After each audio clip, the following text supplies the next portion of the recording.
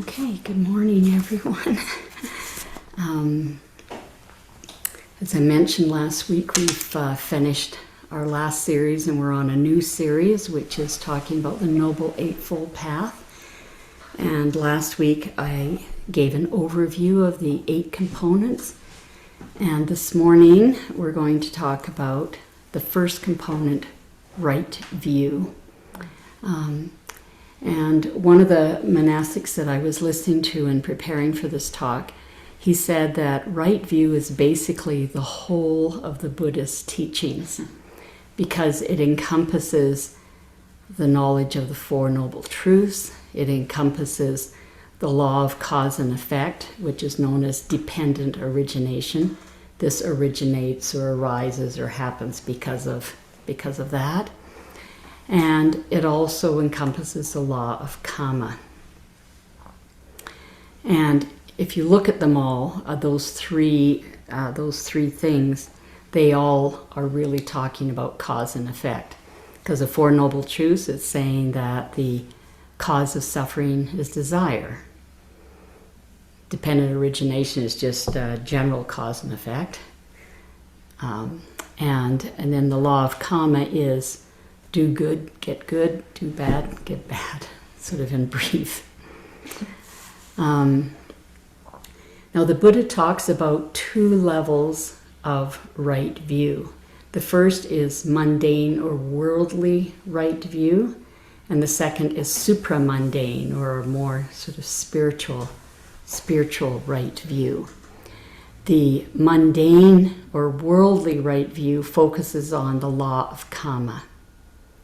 And the supramundane focuses on the principles essential for liberation from suffering, which is the Four Noble Truths.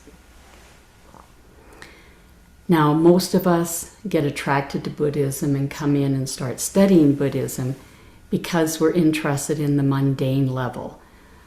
We want to know how to make our experience of the sensory world more pleasurable, like have less suffering, have more pleasure. So we're still wanting to be fully involved in the world of smells and tastes and touches, etc.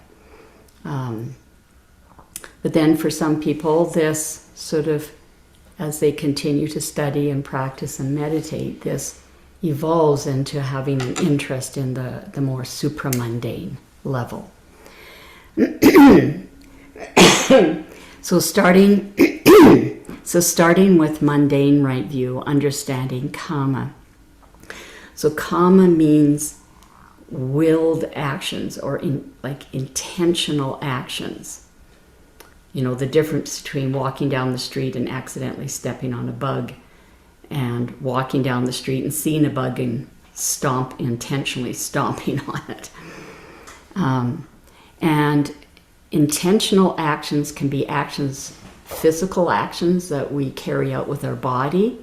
They can be the speech that comes out of our mouth, but it also can be how we're thinking, like the plans and ideas that are rolling around in our head. So all the intentional actions can be manifested in all those 3 ways. And as I mentioned, Kamma implies the concept of cause and effect. So good actions lead to good outcomes, and bad actions lead to bad outcomes. And this can happen immediately. Like you do a kindness to somebody, and you can get an immediate feeling of, feeling good because you've helped somebody. Or the result can happen later in this lifetime, or it can happen in future lifetimes. Maybe not even the next one, maybe a couple down. Yeah. Now, what is unwholesome Kamma? What's unwholesome intentions? And those are actions that are morally blameworthy. They're detrimental to our spiritual development. They cause suffering to ourselves, or suffering to others. And they're based on the 3 roots of greed, aversion, and delusion. It's considered that when one fully understands what is karmically wholesome and what's karmically unwholesome, that then you have mundane right view.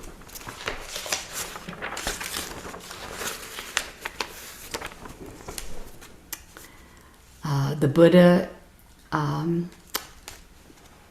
categorizes 10 main types of unwholesome karma, unwholesome intentions. So in the body category, the first is killing living beings. The second is taking what is not given, so stealing. And the third is wrong conduct in regard to the sense pleasures. So this could be like overeating, and then that leads to health problems. Or it could be consuming alcohol that leads to heedless behavior, and then you could end up being a drunk driver and killing somebody because of your drinking.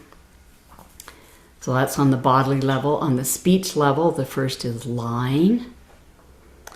The second is divisive speech, when you're talking to one person about another person and saying bad things, trying to cause the two of them to, not be in harmony with one another. We want to have harmonious speech that's bringing people together, not splitting them apart. Harsh speech, it's another unwholesome karma. And then idle chatter, just that has no purpose to it.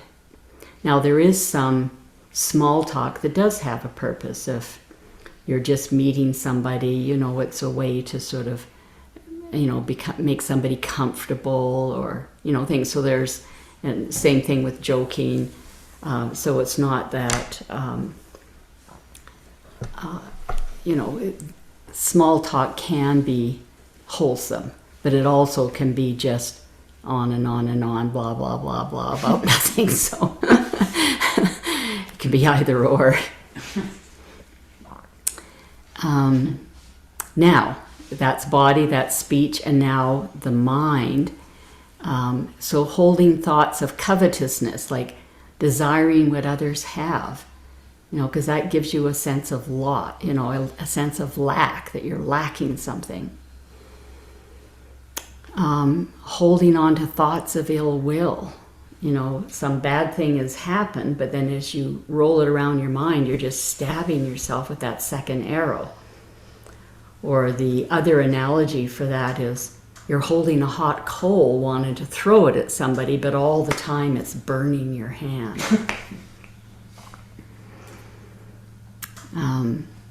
The third type of unwholesome karma, unwholesome intention in your mind, is wrong view, which is not believing in cause and effect, not seeing reality, and having the delusional belief that lasting happiness can come from the sensory world. So the opposite of this, our wholesome actions, our wholesome karma, are based on the opposite of the above. So the first is non-greed, which is renunciation. So letting go of a lot of things, not wanting so much, being content with what you have. The second part of non-greed is detachment. You can enjoy beautiful experiences. We can enjoy this beautiful fall day, but it's like you don't have to have that experience to have happiness. Our meditation practice is helping us to generate a feeling of joy and happiness that just can come from within and isn't dependent on the vagaries of the outside world. And the third aspect of non-greed is generosity. Instead of wanting to take, you're open-handed in giving. The next is non-aversion, and that's metta, loving friendliness. Caring about the well-being of all beings. Compassion, the quivering of the heart when you see someone suffering. And gentleness. And then non-delusion is wisdom, seeing seeing things as they really are. Now it's interesting, you'll hear, like I'm using the word Kamma, which is the Pali term. A lot of people are more familiar with the Sanskrit term, which is karma, has an R in it. But the Pali word is Kamma. And a lot of people use that as the result. You know, they'll say, oh, they're bad karma or bad karma, meaning this, you know, something bad's happening to them.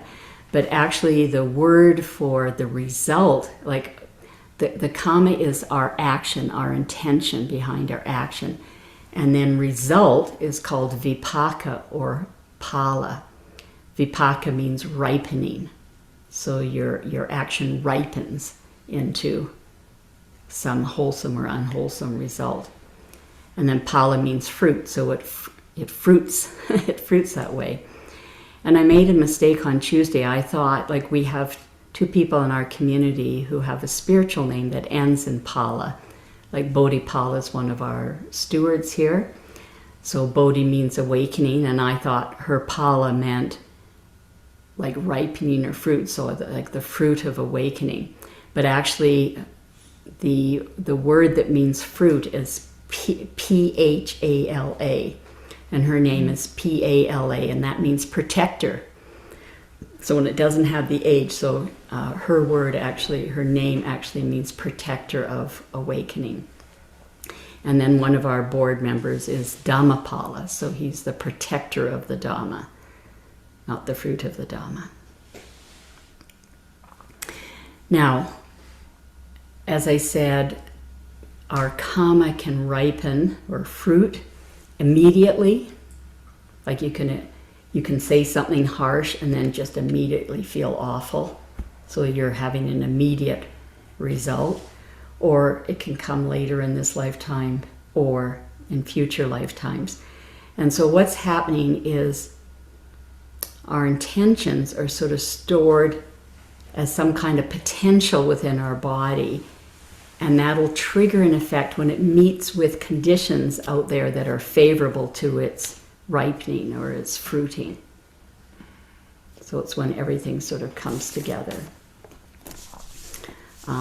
And I'll just mention that the Buddha did say that we can't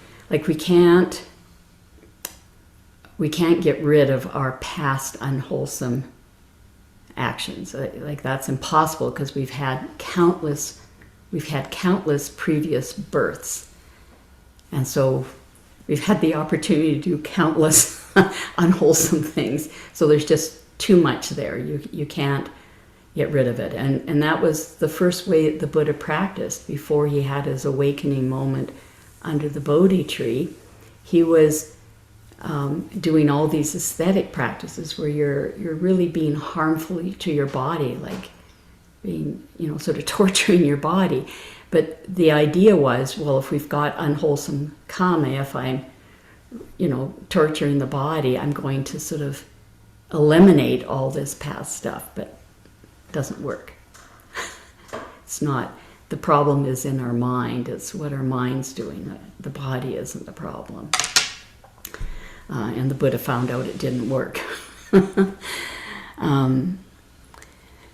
But what we can do is, make the intention for wholesome kammas, like being kind, being gentle, being moral, holding those beautiful qualities, loving kindness and compassion and gentleness.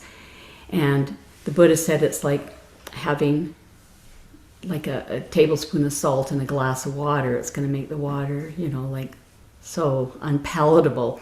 But if you put it in a lake of clear water, a tablespoon, then it's so diluted, it's not, you're not going to taste that salt. So we can help sort of dilute these, but we can't ever get rid of them all because there's just too much. Now, it's very interesting. This happened to the Buddha on the night of his awakening out of the Bodhi tree, and the scriptures talk about other people who have this, but I don't personally know anybody with this, but some people develop this psychic quality called the divine eye. So psychic qualities, they can develop in some people who attain very deep meditations, but not everyone, and they're certainly not necessary, and they certainly can be a hindrance to people, because if you get these psychic powers, then maybe it can end up going to your head, and you can end up being like a circus phenomenon rather than focusing on your spiritual practice. But anyway, people who have this divine eye, they actually can see, like if someone in the community has died, they actually can, with their divine eye, see their rebirth and see how their rebirth is fitting with their karma. So they can see the result in where they're reborn. Because in the Buddhist cosmology, we have the hell realms, we have the animal realms, we have the ghost realms, our human realm, and then, at least 20 heavenly realms, each one more refined.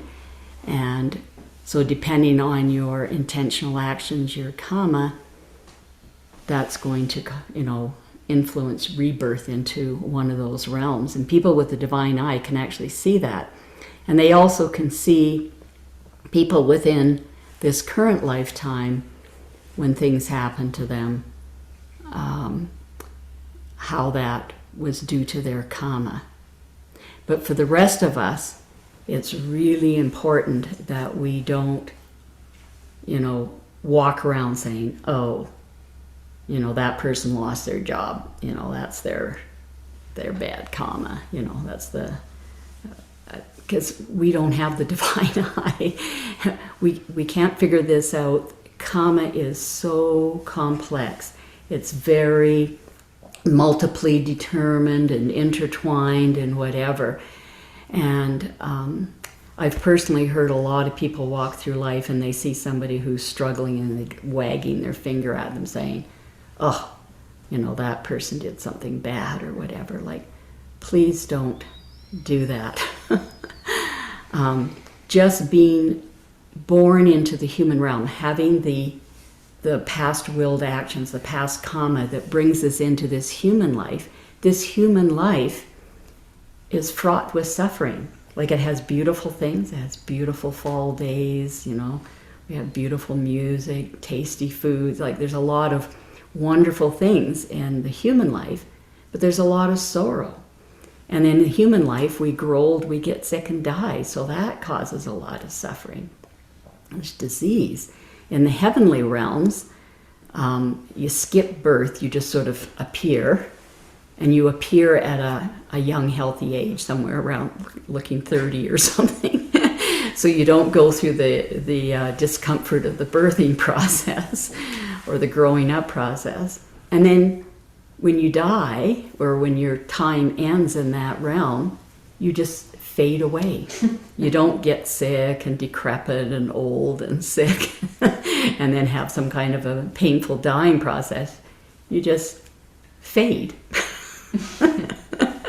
So anyway, so what I'm trying to say is our human realm has both pleasures and suffering. And so when somebody's falling on hard times, it may not be because of a specific karmic intention that they had in a previous life or earlier in this lifetime.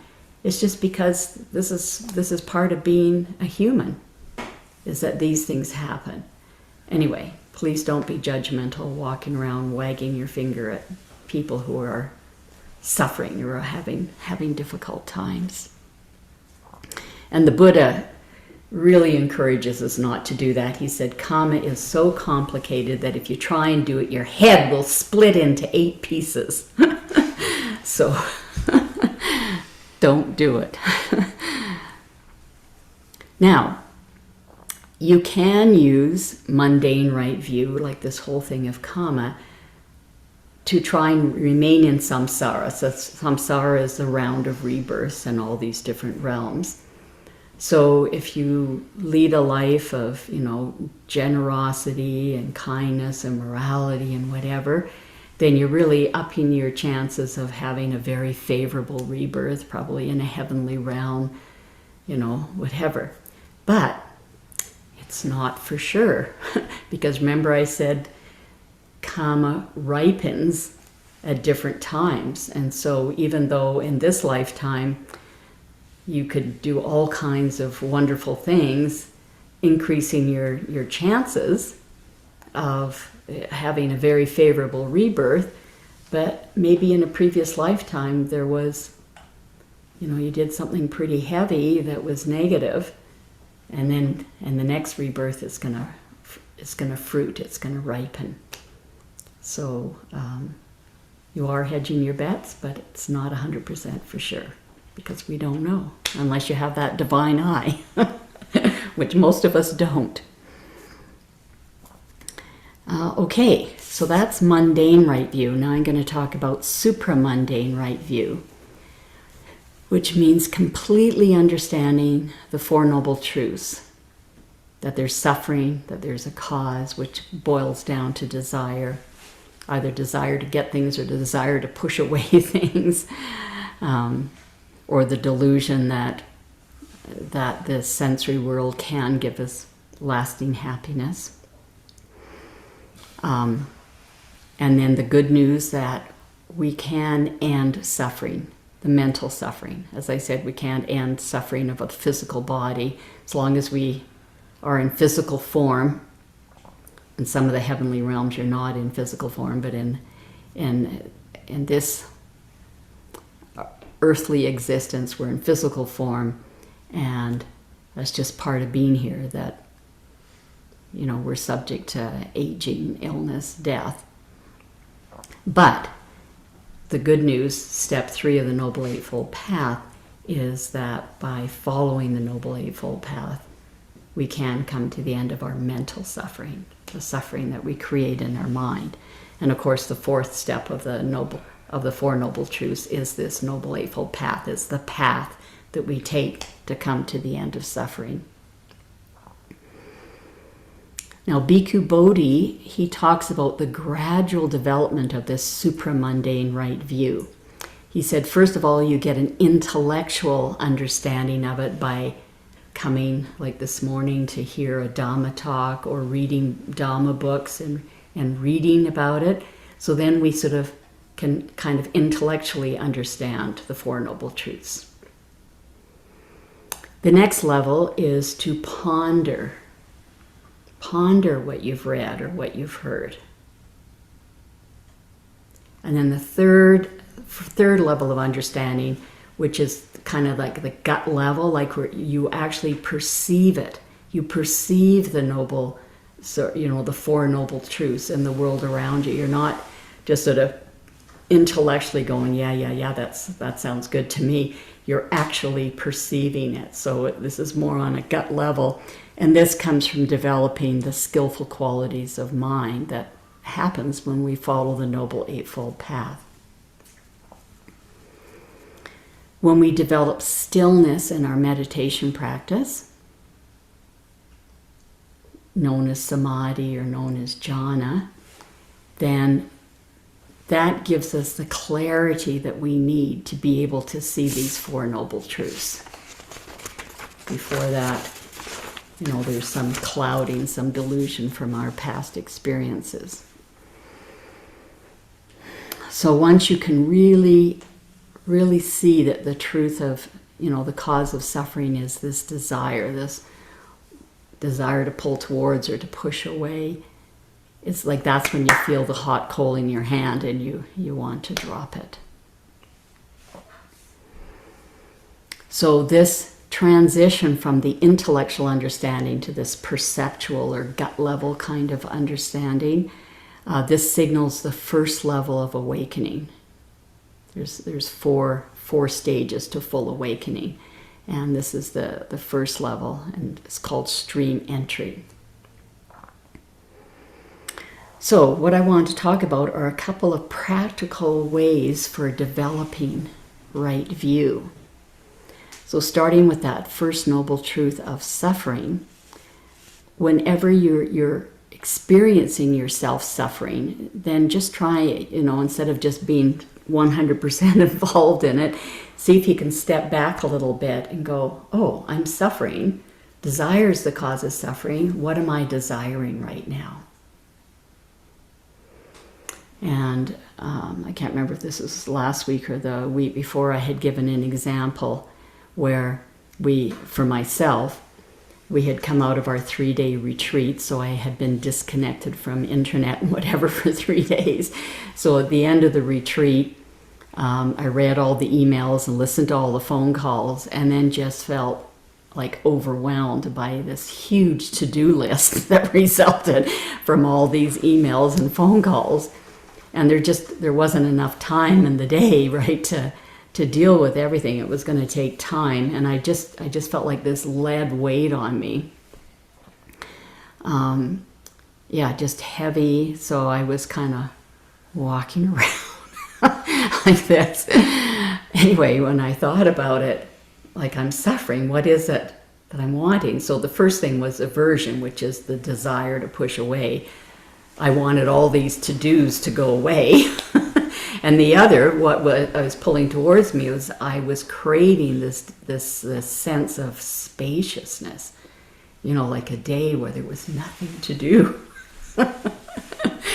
So anyway, so that was an example how you can examine what you're doing to yourself that's creating that suffering. If I had just been realistic, I would have said, okay, I can't do this in one day. It's going to take 5 days. It took 5 days. So if I just said, okay, it's going to just take 5 days, and just chip away at it. Anyway. So that's one way one practical way to help us to develop this, is to, every time you feel suffering, just ask, what am I craving?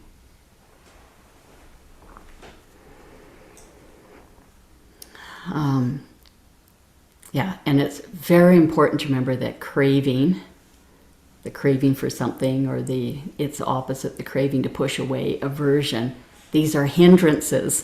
They're going to hinder us in our spiritual practice.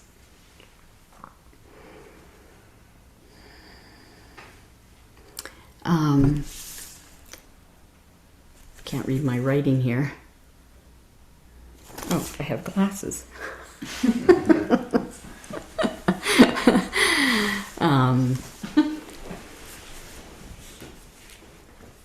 Now, another thing that really helps us, of course, is to let go of this suffering, is to develop our meditation practice, because as we develop our practice, one of the results of the practice, especially like as our mind becomes peaceful and becomes still, is joy, is happiness that just is arising from within. So if we have that just gives us so much nourishment, and strength to deal with all the suffering that gets smacked in our face from time to time. Yeah, so that's a real background help, having that.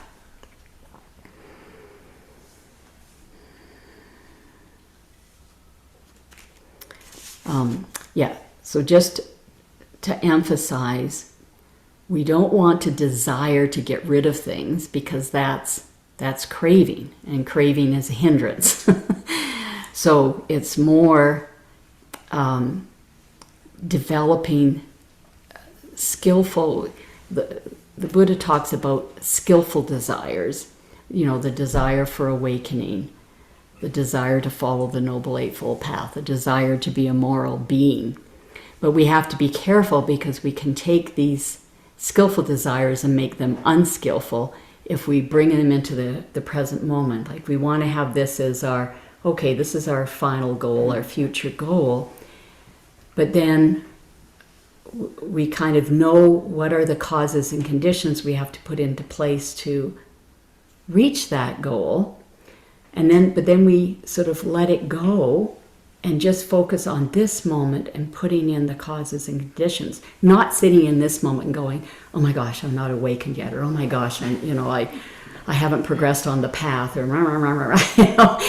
So that's making sort of like this skillful desire into a very unskillful one. So we have some skillful desires, but we just look at how do we get there, basically the Noble Eightfold Path, and then let go of the end goal and just focus in this moment, doing what's skillful, following the Noble Eightfold Path, being content with the reality, because reality is reality. You know, accepting that this is the reality of the moment, you know, finding contentment, but just keeping on putting in the conditions, putting in the conditions, putting in the conditions. And then the Buddha's analogy for awakening is crossing the stream, crossing the river. So we make a raft out of this Noble Eightfold Path, but once we've crossed the river and we've awakened, we don't keep carrying the raft on our shoulder, we put it down.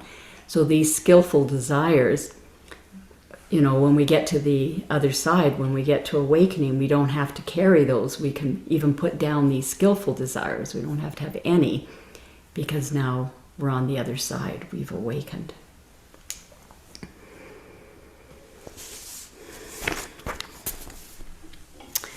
Okay, another way I think that we can, a practical way to try and develop a right view,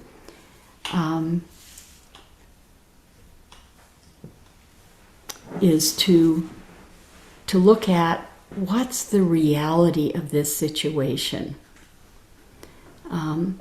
Like if something happens and we're hurt, or we're upset, we're suffering, what actually really happened, and what are we laying on with our perceptions and our thinking? And so try and tease those two apart. And I had a really good example of somebody who just wasn't smiling at them. You want to say that? Yeah, it's someone who has been going around visiting different monasteries, and she was at a monastery, and this is someone who's a little bit of a type A person, you know, and been a real achiever in her life, and she's in this monastery, and it's run by a male monastic, and she's completely off balance and triggered, you know, for a few days, because he's quite strict, and all of her, like, I'm not good enough, and I'm not doing it right, and I'm making mistakes, and all of that conditioning got activated, and she just was feeling really unpleasant, uncomfortable. And then she was meditating, she realized, she did exactly what Sanghamitta is talking about. She realized, okay, so what is actually happening here? He's not smiling at me. That's what's happening. He's not smiling at me. And then she was able to realize, he's not smiling at anybody. He's not smiling. So it even was able to take the me out of it, you know. And it was a really powerful learning for her, because a lot of times we have conditioning, and we're only able to clear it out like a little bit at a time, you know. It's not like, oh, great, I'm not, you know, I don't have that whole type A orienting my entire life. It's gone. You know, no, it's like, no, I saw it again, there it manifested in that way in this situation, and I was able to understand exactly what was going on. And then he didn't need to start smiling at me. I knew what to attend to. It's really powerful, this right view. Yeah. Okay, so I'll end the talk here. So in summary, right view is the first component of the Noble Eightfold Path to the end of suffering. And it's basically seeing reality governed by the principles of cause and effect, which are the law of Kamma and the Four Noble Truths.